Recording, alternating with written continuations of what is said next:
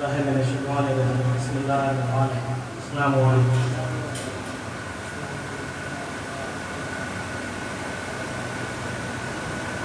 آج رمضان کا چاند دکھ چکا ہے اور یکم محرم لگ چکی ہے. دیکھیے ایام محرم ایک سبق لینے کے اور اپنی زندگی کو اور اپنی سیرت کو ٹھیک کرنے کے دن ہیں, دیکھنے کے دن ہیں کہ ہم شریعت محمدی صلی اللہ علیہ وسلم پر کتنے کھڑے ہیں. یہ بات اس لیے میں عرض کر رہا ہوں کہ ہم جس چیز میں توجہ دیتے ہیں, جس چیز سے متاثر ہوتے ہیں, جس چیز کو سیکھتے ہیں, ہمیں اس کی باریکیاں سمجھ میں آنا شروع ہو جاتی ہیں. مثال کے طور پہ مراد آباد میں پیتل کا کام ہوتا ہے. اب میں پیتل کے کام کی باریکیاں نہیں سمجھتا کیونکہ میری اس میں توجہ بھی نہیں, میری لائن نہیں. جو پیتل کا کام کرتا ہے اس کو اس کی باریکیاں سمجھ میں آتی رہتی ہیں, وہ ماہر سے ماہر ہونے لگتا ہے. مطلب کہنے کا کیا ہے, کیوں کہنا چاہ رہا ہے, دین کو توجہ کی ضرورت ہے. جب تک ہم باریکیوں کو سیکھ ہی نہیں سکتے جب تک دین پہ توجہ ہماری نہ ہو. سوال یہ ہے کہ معاشرے میں اس وقت جو توجہ ہے وہ کس چیز پر ہے. مثال کے طور پر میں آپ سے عرض کروں کہ جیسے میں ٹیچر ہوں تو اگر کوئی بچہ آ کے مجھ سے کہے کہ سر یہ میری کاپی ہے, اس میں نے کچھ کام کیا ہے, اس پہ نظر ثانی کریے, بتائیے یہ صحیح کرا یا غلط کرا, تو اب یہ میری ذمہ داری ہے کہ میں اس بچے کو بتاؤں کہ تم نے صحیح کرا یا غلط. اگر میں نے کہہ دیا کہ صحیح ہے تو غلط بھی ہوگا تو میری ذمہ داری ہو گئی, مجھے ایز اے ٹیچر میں نے اس سے کہا کہ صحیح ہے. ہم کیا کر رہے ہیں, صحیح کر رہے ہیں, غلط کر رہے ہیں, اس کے لیے کبھی مصلی پہ بیٹھ کے ہاتھ اٹھا کے بارہ تعالیٰ سے کہیں تو کہ یا بارہ تعالیٰ یا رب العزت تو ہمیں ہدایت نیک عطا فرما, تو صراط المستقیم پہ چلنے کی توفیق عطا فرما, تو انعام یافتہ بندوں کی نقل کرنے کی توفیق عطا فرما, تو اپنے محبوب کے نقش قدم پہ چلنے کی توفیق عطا فرما. ہم اپنی دعاؤں میں یہ اللہ تعالیٰ سے عرض تو کریں. دیکھیے ہم عرض کریں گے جب نماز پڑھ کے اللہ سے یہ رجوع کریں گے کہ اللہ بڑے وسوسوں میں گھل رکھا ہے, کوئی کچھ بات کہتا ہے, کوئی کچھ بات کہتا ہے, حق کیا ہے یہ تجھے پتا ہے, اور تو اپنے ہر بندے تک حق پہنچاتا ہے, تو مجھ پہ تک حق پہنچاتا ہے. اگر آپ مصلی پہ بیٹھ کے یقین مانیے, آپ 1 مہینے ہی عمل کر کے دیکھیے 5 وقت نمازوں میں, میں یقین سے کہہ سکتا ہوں کہ آپ 5 وقت نمازوں میں اللہ سے حق کی طلب کریے اور آپ کے دل میں وہ حب اہل بیت ڈالنا شروع کر دے گا. ہم دعاؤں میں مانگ کیا رہے ہیں, اللہ بیٹی کا رشتہ اچھا ہو جائے, بھائی کا کاروبار اچھا ہو جائے, مکان کو منزلہ بن جائے, آرڈر اچھے آ جائیں, پڑوسی سے ہمارا جھگڑا ختم ہو جائے, بہنوئی صاحب ہمارے ناراض نہ ہو. دعاؤں میں مانگ کیا رہے ہیں, کبھی آخرت مانگ رہے ہیں خدا سے ہم کہ اللہ نے ہمیں ان چیزوں کے لیے خلق کیا ہے کہ تم جاؤ حلیم بریانی کھاؤ, اور میں کھاؤ, رشتے داروں کو مناؤ, کوڑیوں میں ہاتھ ڈالو. یہ اللہ نے اپنے اور اپنے محبوب کی ثنا پانی کے لیے ہمیں خلق کیا ہے. یقین کیجئے کوئی بڑی بات نہیں ہے, 100 طرح کی باتیں آئیں گی اور 100 طرح کے لوگ اپنی اپنی بات رکھیں گے. اگر آپ نے اللہ تعالیٰ سے رجوع کیا ہے تو پھر وہ خالق مطلق کی ذمہ داری ہو گئی, آپ کو بری و ذمہ ہو گئے. جیسے ایک ٹیچر سے بچہ یہ جب کہتا ہے کہ میری کاپی چیک کر دیجیے صحیح ہے یا غلط, اگر صحیح کر دیا اس سبق کو تو پھر ٹیچر کی ذمہ داری آپ نے اللہ سے رجوع کر لیا، اللہ سے طلب کر لی کہ اللہ کو حق کی راستہ دکھا، تو اللہ کی ذمہ داری ہو گئی، آپ بری ذمہ ہو گئے، وہ قلب میں آپ کے ڈالے گا ہی صحیح بات، وہ نظریہ ہونا چاہیے منصفانہ، آپ کو وہ کہیں کسی کی تقریر سے آپ کو ہدایت دے گا، کہیں کسی کے عمل سے ہدایت دے گا، کہیں کسی کی بات سے ہدایت دے گا، اور سیکھنے والی نظر ہو تو چلتے پھرتے ضروری نہیں ہے کہ وہ عالموں کی صحبت میں ہی بیٹھے، منصفانہ نظر سے اس کائنات کو دیکھے کہ یہ جو کائنات ہے، اس کائنات میں سب سے بڑا عمل کیا ہے؟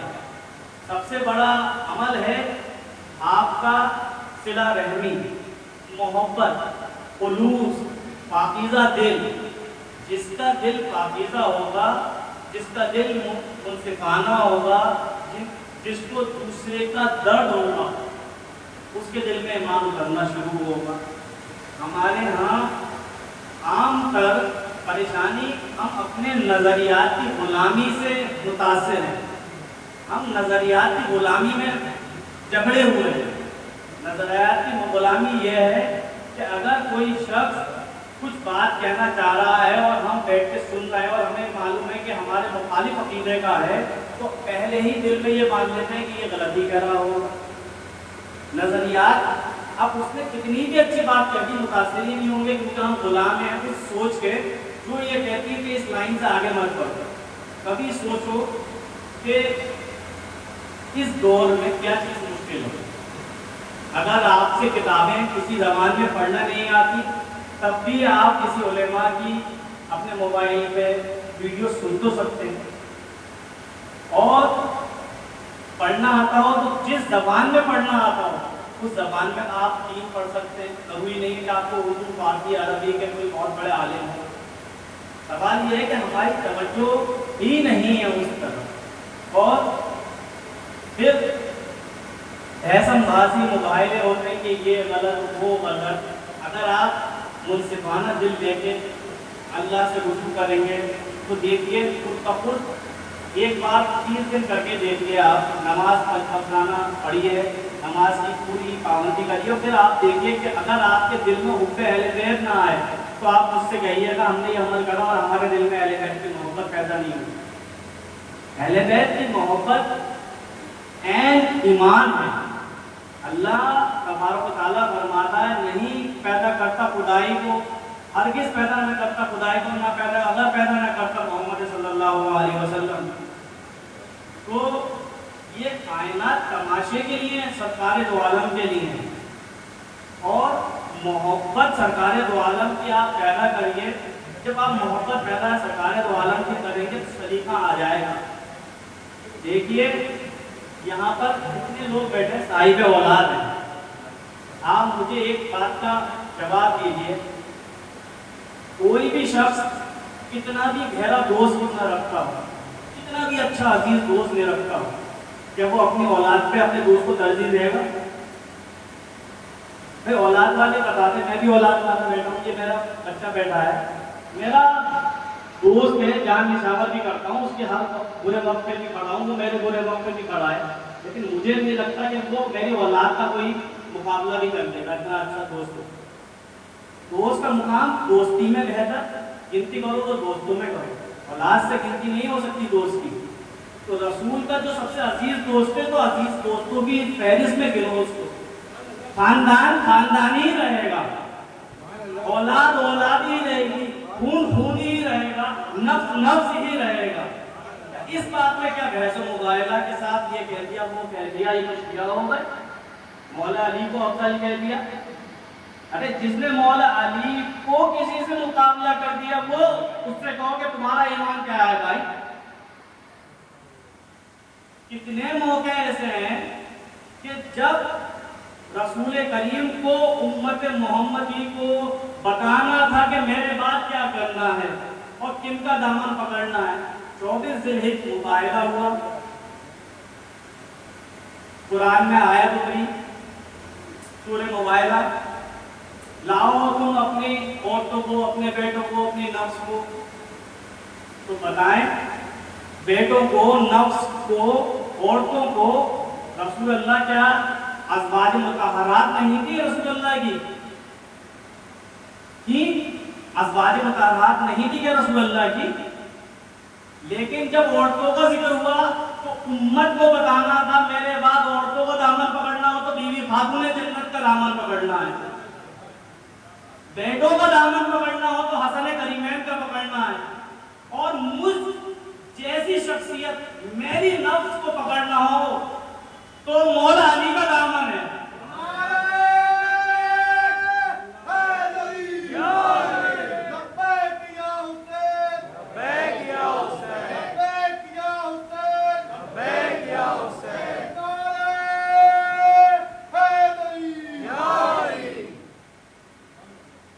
نفس رسول مولا علی، جب ہم یہ کہتے ہیں کہ بعدز رسول یہ تو یقیناً بعدز رسول بعدز مولا علی بھی ہیں، بعدز حسن کریمین بھی ہیں۔ کیوں؟ انہوں نے اپنے نفس کا فرمایا ہے، اور مولا علی مشکل کشا شعر خدا، یہ جملہ میں کہہ رہا ہوں شعر خدا۔ اب لوگ کیا کرتے ہیں، مولا علی کا نام لکھتے ہیں اور ایک شیر جو جنگل میں ہوتا ہے اس کا تصویر لگا دیتے ہیں۔ شعر خدا سمبولک ورڈ ہے، یہ وہ شعر نہیں ہے جو جنگلوں میں آپ کو دیکھنے کو ملتا ہے۔ جنگل میں سب سے جرات، سب سے طاقتور، سب سے ہوشیار، سب سے بہادر اگر کوئی ہوتا ہے تو وہ شیر ہوتا ہے، اور اللہ کے گھر میں سب سے بہادر اور جرات اگر کوئی ہوتا ہے تو طاقتور کوئی ہوتا ہے تو اسے مولا علی کہتے ہیں، وہ اللہ کا شیر ہے۔ یا علی یا علی یا علی، اللہ کی طاقت کو، اللہ کے جلال کو، اللہ کے انصاف کو مولا علی کہتے ہیں۔ یہ تقید مت بنائیے، اس کا لوگ کچھ نہ کچھ معنی نکال دیتے ہیں، میں گستاخانہ کوئی بات نہ ہو۔ شعر خدا کا مطلب اس طاقت سے ہے جو طاقت اللہ نے کسی ایک مخلوق کو ساری اس کنگڈم کے اندر سب سے زیادہ دیا، اور اللہ کے کنگڈم میں سب سے بڑی طاقت مولا علی کو دی، بعد رسول کریم صلی اللہ علیہ وسلم۔ علی مولا، علی مولا، علی مولا، حیدر مولا، علی مولا، حیدر مولا، یا علی۔ دوسری بات، ہم عاشق رسول کریم صلی اللہ علیہ وسلم، ہم کہتے ہیں کہ رسول اللہ کے در کے کتے ہیں، قلب در ہیں ہم۔ اب مخالف سوچ رکھنے والے کہتے ہیں کہ کتے کو تو فرشتے نہیں آتے، جہاں کتا ہو تو تم کتے ہو تو تمہارے پاس فرشتے نہیں آئیں گے۔ کتا سب سے وفادار جانور ہے، اگر مالک نے روٹی نہیں ڈالی ہے تو دوسرے کی در پہ جا کے زبان نہیں لٹکاتا، وہ فاقے سے رہے گا لیکن مالک کا وفادار رہے گا۔ وہ لوگ کیا سمجھیں جنہوں نے 10 سال ایک کو چیک کرا، 10 سال اس کو چیک کرا، اور 35-40 سال ہوئے جب گاڑی میں چند بار بنے تو وہ خود پیر بن کے کھڑے ہو گئے کہ یہ بھی غلط، وہ بھی غلط، یہ بھی غلط۔ 10 سال میں نے ان کی ایمپیئر بھی چیک کرے، 10 سال ان کے وولٹ بھی چیک کرے، اور اب سب سے زیادہ بیٹری میرے پاس آ رہی ہے۔ تو جو لوگ در بدر بدلتے ہیں ان کی وجہ یہ ہے کہ وہ اللہ سے رجوع ہی نہیں کرتے حق کے لیے۔ اللہ سے رجوع کرو، ایک در پہ وہ باندھ کے مستحکم کر دے گا تمہیں۔ اب وفاداری ایسی چیز ہے جو اللہ تبارک و تعالیٰ کے سب سے محبوب ترین عمل ہے۔ ہم تمام لوگ مسجدوں میں ممبروں پہ دعا کرتے ہیں اللہ ہمیں عقل سلیم عطا فرما، عقل سلیم عطا فرما۔ اب اس جملے کا کیا معنی ہے؟ عقل سلیم کس چیز کو کہتے ہیں؟ کیا بہت زیادہ ذہین، چلاک، دوسروں کو بیوقوف بنانے والا، یا نئی نئی ایجاد کرنے والا یہ عقل سلیم ہے کیا؟ جس نے یہ بلب بنایا تھامس ایڈیسن، تو اللہ نے اسے عقل سلیم دی تھی کہ بلب بنایا اس نے؟ یا جس نے ایٹم بم بنایا آئنسٹائن، وہ سب سے بڑی عقل سلیم کا تھا کیا وہ کہ اس نے ایٹم بم بنا دیا؟ عقل سلیم اس کو ہے جس کو شعور بندگی خدا بندی آ گئی. اب رسول اللہ صلی اللہ علیہ وسلم نماز پڑھا رہے ہیں, دل میں خواہش ہے قبلہ اول مسجد اقصی کی طرف منہ کر کے نماز پڑھا رہے ہیں, دل میں یہ خیال ہے کہ کاش ایسا ہوتا کہ میں اپنے جد اعلیٰ حضرت ابراہیم کے تخلیق کرتا کعبے کے طرف تعمیر کرتا کعبے کے طرف رخ کر کے نماز پڑھوں. نماز کی کیفیت میں جبرائیل امین آتے ہیں اور کہتے ہیں یا رسول اللہ, اللہ کہتا ہے کہ آپ کعبے کے صرف اپنا رخ کر لیں. رسول اللہ نے نیت کی کیفیت میں قبلے سے کعبے کے طرف رخ کرا. 10 صحابہ جنہوں نے اس میں اپنی عقل کو دخل نہیں دیا, جنہوں نے کہا کہ رسول نے کہا ادھر نماز ہوتی ہے تو ادھر, اور ادھر ہو رہی ہے تو ادھر, ادھر سے صرف اتنا سا حصہ اتنا سا رخ موڑا, اللہ نے انہیں مبشر کرا فرمایا. یہ ہے عقل سلیم کہ جب رسول کی بات ہو تو اپنی عقل کا ٹوکرا گھر پہ چھوڑو. تمہاری عقل وہاں تک پہنچ ہی نہیں سکتی. تمہاری عقل میں آ جاتے تو رسول اللہ تو تم ولی برحق نہیں ہو جاتے. جب تمہاری عقل اتنی سمجھداری نہیں ہے تو تمہیں کیا ہے, قرآن کی آیت اطیعوا اللہ و اطیعوا الرسول, رسول اللہ کی اطاعت کرو, اللہ کی اطاعت اپنے آپ ہو جائے گی. اب رسول اللہ کی اطاعت کیا ہے؟ لوگ کہتے ہیں کہ غم حسین میں سر کھولنا, بار بکرانا, آنسو بہانا, چیخنا, یہ کہاں آیا ہے؟ کہاں آیا ہے؟ کسی کتاب کا حوالہ دیں کہ بال کھولنا بھی آیا ہو, چیخنا بھی آیا ہو, گریہ کرنا بھی آیا ہو. رسول صلی اللہ علیہ وسلم رسول کریم دائیں اپنے زانو پر امام حسین علیہ السلام کو کھلا رہے ہیں اور بائیں زانو میں آپ کے شہزادے حضرت ابراہیم. جبرائیل امین آتے ہیں, کہتے ہیں یا رسول اللہ, اللہ تعالیٰ فرماتا ہے کہ آپ ایک سے ایک کا فدیہ کر لیں, ایک کو ایک کے بدلے چھوڑ دیں. تو آپ کا قصہ سنا ہوا ہے. رسول اللہ نے سوچا کہ میں اپنی شہزادی کا رونا نہیں دیکھ سکتا, میں اپنے شہزادی کے آنسو نہیں دیکھ سکتا, مجھے اپنا غم برداشت ہے, مجھے اپنی شہزادی کا غم برداشت نہیں ہے. انہوں نے حضرت ابراہیم کو اللہ کو سپورٹ کرا اور امام حسین کو ان کے بدلے فدیہ کر دیا. اب جبرائیل امین آتے ہیں کہ رسول اللہ تعالیٰ فرماتا ہے کہ یہ آپ کا شہزادہ یک و تنہا آپ کی امت کے ذریعے بھوکا پیاسا شہید کیا جائے گا. اگر آپ فرمائیں تو میں آپ کو اس میدان کی مٹی لا کر دوں. یہ واقعہ سن کے آپ زارو قطار رونے لگے. آپ اتنے روئے کہ آپ کے ریش مبارک تر ہو گئے. آپ رو رہے اور ہچکیاں آپ کی نکلنے لگی تو بی بی ام سلمہ آپ کی آواز سن کے آئی کہ رسول اللہ کس بات پہ گریہ کرنا ہے. لفظ دھیان دیجیے, گریہ کرنا ہے. تاریخ والوں نے بھی لفظ گریہ ہی استعمال کیا. آپ نے کہا کہ ام سلمہ ایسا واقعہ ہوا ہے, جبرائیل امین نے مجھے بتایا ہے, اور یہ مٹی میرے حسین کے مقتل کی مجھے لا کے دی ہے, اور تم یہ مٹی رکھو اپنے پاس. جس دن صبح ہو جائے اس دن سمجھ لینا میرا حسین میری امت کے لیے بخشش کے لیے شہید ہو چکا ہے. لبیک یا حسین, لبیک یا حسین, لبیک یا حسین, لبیک یا حسین. آپ کی اور ازواج بھی تھی. بی بی ام سلمہ کا ہی کیوں ذکر کیا؟ کیونکہ رسول کریم صلی اللہ علیہ وسلم کو معلوم تھا کہ کربلا کا جب واقعہ ہوگا تو صرف یہی حیات ظاہرے میں ہوگی. اور بی بی ام سلمہ بیان فرماتی ہیں کہ 61 ہجری 10 محرم کا دن تھا. میری آنکھ لگ گئی, ظہر کی نماز سے کچھ پہلے کا وقت تھا, میری آنکھ لگ گئی, نہیں معلوم کتنا وقت گزرا.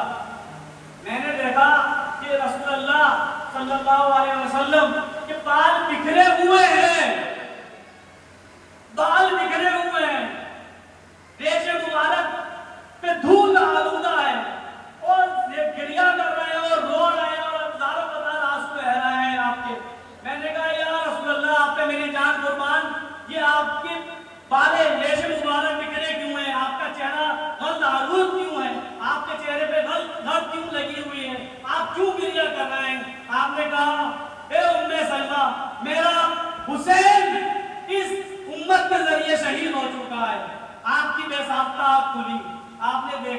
کہ ظہر کا وقت تھا، آپ نے وہ شیشی نکالی جس میں اس مٹی کو رسول کریم صلی اللہ علیہ وسلم نے عطا فرمائی تھی، تو آپ نے دیکھا کہ وہ خون بن چکی تھی. تو سر کے بال کھل جائیں، چہرے میں دھول لگ جائے، بدحواس ہو جائیں اور چیخ نکل جائے، عشق حسین میں سب جائز ہے، سب جائز ہے. آپ کو عشق رسول کرنا ہے، عشق حسین کرنا ہے. جب تک عشق نہیں تو عاشقوں سے مقابلہ کس بات کا؟ تم کتاب کے کیڑے، تمہیں کیا مطلب عشق سے؟ عشق کی منزلیں تو وہ سمجھے جس کے دل میں عشق کی لو جلی ہو. عشق کرو تو جانو عشق ہوتا کیا ہے، عشق میں تڑپنا کیا ہوتا ہے. اگر پیٹ کا بچہ پتہ چل جائے کہ بیوی حاملہ ہے تو پہلے دن سے ڈاکٹر کے پاس جانے لگتے ہیں، ڈاکٹر صاحب اس کی حفاظت کرنا، بچہ صحت مند بھی ہو اور صحیح سلامت بھی پیدا ہو. ارے وہاں تو دیکھو، صبر دیکھو. اور کس کے لیے؟ ہمارے لیے. ہمارے اعمال ہی اس قابل نہیں تھے کہ ہمیں بخشوایا جاتا. یہ رسول اللہ کی کریمی تھی، یہ رحمت للعالمین کی رحمت تھی کہ انہوں نے اللہ سے وعدہ لے لیا اس امت کو بخشوانے کا. اور وہاں جو انہوں نے فدیہ کرا تھا حسین ابن علی کا، وہاں امت کو فدیہ کر دیا امام حسین علیہ السلام پہ، امت بخشوا دی اور اپنے نوازوں کا سر کٹوا دیا. اور ہم اپنے خدا کی قسم ہے سب لوگوں کو دل پہ ہاتھ رکھ کے سوچنا ضرور، خدا کی قسم ہے ایمان کا ایک قطرہ ہے تو سوچنا ضرور. ہم جتنا اپنا پڑوسی کا لحاظ کرتے ہیں، جتنا اپنے بھرتیے کا، ایکسپورٹر کا، رشتہ دار کا، محلے کے امیر کا جتنا لحاظ کرتے ہیں، کیا اتنا لحاظ بھی رسول اللہ کا کرتے ہیں یا نہیں کرتے؟ خدا کی قسم ہے اس آدمی کو وہ بتائے کہ اس سے زیادہ رسول اللہ کا لحاظ کرتا ہے کہ نہیں کرتا. ارے روز حشر رسول اللہ سے کیسے آگے ملاؤ گے؟ کیسے؟ پڑوس میں اگر خدا نہ خاصہ غمی ہو جائے تو لحاظ کرتے ہیں کہ آواز ہمارے یہاں ٹی وی چل رہا ہے، ہلکی آواز کر دو، برابر میں میت رکھی ہے، شادی ہے تو کوئی آواز نہ جائے. رسول اللہ سے کیسے مقابلہ کرو گے؟ نظریں کیسے ملاؤ گے؟ وہ بخشوائیں گے. ارے وہ جنت کی کیا جنت جو تمہیں رسول اللہ بھیک میں دے گا اور کہتے میرے طرف منہ مت کرنا، جیسے حبشی سے کہا تھا تو ایمان کو لے آیا ہے مجھے اپنی شکل نہ دکھانا. رسول اللہ کل کہیں کہ جا تو میرا امتی بخشوا دیا، لیکن تو نے ڈی جے بجایا تھا، تو نے گانے بجائے تھے، تو نے شادیاں کی تھی، تو نے جھالریں لٹکائی تھی، تو نے خوشیاں منائی تھی، تو نے سالگرہیں منائی تھی. میرا حسین منہ کا پیاسا تھا، شہید ہو رہا تھا. جا تو جنت میں جا، تجھے جنت مبارک، مجھے اپنا چہرہ مت دکھانا. کیا ہوگا کہ ہم اتنا بھی لحاظ نہیں کر سکتے کہ یہ 40 دن امام حسین کی شہادت کے ہیں. اگر کسی کے بہنوئی صاحب کو یہ عقیدہ برا لگتا ہے تو سالے اپنے عقیدے میں نرمی لے آتے ہیں، بہنوئی صاحب برا نہ مان جائے، بہن پہ سختی کرے گی. اللہ کا خوف ہے کیا؟ اللہ کے محبوب، اللہ کو جلال آ گیا میرے محبوب کے گھر کے دم میں تو نے خوشیاں منائی تھی تو کون بجائے گا؟ اللہ کہے گا کہ میرا محبوب تکلیف میں تھا، میرا محبوب کلیئر کر رہا تھا، میرا محبوب اشتوار تھا اور تو خوشیاں منا رہا تھا، نیا سال مبارک، برتھ ڈے مبارک، یہ وہ فلا فلا فلا. اور جو عزادار تھے انہیں بدعتی، شرک اور کون سی تہمت نہیں بھی جو تو لگا رہا تھا. خدا کا واسطہ کبھی تنہائی میں، کبھی تہجد میں، کبھی فجر میں ایک بار منصفانہ طریقے سے، صرف ایک بار منصفانہ طریقے سے یقین کے ساتھ سوچو کہ جب قبر میں رسول اللہ کھڑے ہوں گے تو کیا کہو گے؟ یا رسول اللہ ہم شرمندہ ہیں، آپ کے نوازوں کو غم نہیں کر پائے، ایک بار زندگی اور دے دیں. کیا کہو گے؟ رسول اللہ کا سامنا ہوگا تو کیسے سامنا کرو گے؟ جب کوئی چیز کیمرہ کے آگے لگا ہوگا نا، یہاں کیمرہ ہے، یہاں کوئی اٹھ پڑھان حرکت نہ کرے، سڑک پہ جلوس بھی جا رہا ہوتا ہے اور کوئی احتجاجی جلوس بھی ہوتا تو کیمرے کے آگے سیدھے چلتے ہیں کہ کیمرے کے آگے ٹیڑھی میڑھی حرکت پکڑنے میں آ جائے گی، اور وہ خدا برحق جو تمہارے پوشیدہ حال سے بھی واقف ہے اس سے کیسے چھپایا جائے گا؟ رسول اللہ کا ذات کا غم، رسول اللہ کی محبت اس محبوب سے کیسے چھپاؤ گے، اس پروردگار سے کیسے چھپاؤ گے؟ کس بات کا ہمیں شرم ہے؟ اگر میں آج یہاں سے گھر جاؤں اور میں مر جاؤں اور صبح میری تدفین ہو تو میرے پاس آج کیا ہے اللہ کے روبرو پیش کرنے کے لیے؟ میں آج کیا لے کے جا رہا ہوں؟ قبرستانوں میں ایک چکر لگا کے آئے اور ڈائری مینٹین ہوتی ہے، اس ڈائری میں تدفین لوگوں کی 15 دن کی لسٹ دیکھ لیں، آپ کو 2 دن سے بچے سے لے کے علیل جوان سے لے کے بوڑھے ہر قسم کا آدمی ملے گا۔ ایک بار قبرستان کا رجسٹر پہ نظر ثانی تو کر کے آئے، ابھی تو ہم 30 سال کے ہیں، بڑا وقت پڑا ہے، جب ہمیں اپنی اگلی سانس کا نہیں پتا تو ہم اللہ کے روبرو کیا لے کے جانے والے ہیں، کیا ہدیہ اس کے پاس لے کے جانے والے ہیں؟ جو ملائکہ کی نمازوں کو بھی نہ قبول کرے اس کی مرضی، وہ نماز لے کے جانی ہے جس میں سلی کا بھاؤ، ادب کا صحیح ہونا، سیمپل پہنچنا، یہ سارے خیال کے ساتھ نماز پڑھی تھی، اس نماز کا اللہ پہ فدیہ دینے والے ہو، ہدیہ دینے والے ہیں ہم لوگ۔ میں کیا لے کے جاؤں؟ اگر میں آج مر جاؤں صبح تدفین ہوں تو قبر میں رسول اللہ کی زیارت کروں تو کیا ہدیہ لے کے جاؤں؟ جب اگر میں مر جاؤں تو رسول اللہ اگر میری خوش نصیبی کے میرے قبر میں تشریف لائیں تو میں انہیں اپنے سبز کپڑوں کا تحفہ دوں، تقریبیں ترک کرنے کا تحفہ ہدیہ پیش کروں، وہ آنسو جو ان کے نوازوں پہ بہائے ہیں وہ ہدیہ کروں، وہ تانا زنی جو رشتہ داروں سے، پڑوسیوں سے، ایکسپورٹروں سے، بھرتیوں سے، ڈھلائیوں سے، بہنوئیوں سے، ساڑھوں سے، سمدھی سے چھیں وہ ہدیہ کروں۔ آپ کیا سمجھتے ہیں رسول اللہ صلی اللہ علیہ وسلم کس ہدیے کو سب سے زیادہ مقبول سمجھیں گے؟ کیا جب حضرت خالد بن ولید جو اسپین کے فاتح ہیں، جو یکو تنہا 70 کفار سے لڑنے والے ہیں، وہ مقابلہ پہ آتے ہیں حضرت عبد الرحمن بن عوف سے، تو فوقیت رسول اللہ کی ظاہر تھی، جو میرے غم میں کھڑا تھا، مفلسی میں کھڑا تھا، فاقوں میں کھڑا تھا، تنہائی میں کھڑا تھا، پریشانی میں کھڑا تھا، یہ تمہارے اس کا کوئی مقابلہ نہیں۔ اگر تم صفا مروہ کے پہاڑ کے برابر بھی سونا زکات دو تو میرے عبد الرحمن کی ایک مٹھی گندم کا مقابلہ نہیں کر سکتے تم۔ حضرت خالد بن ولید سے فرما رہا ہے تو میری اور آپ کی عبادتیں اور خدمت دین ہے ہی کیا؟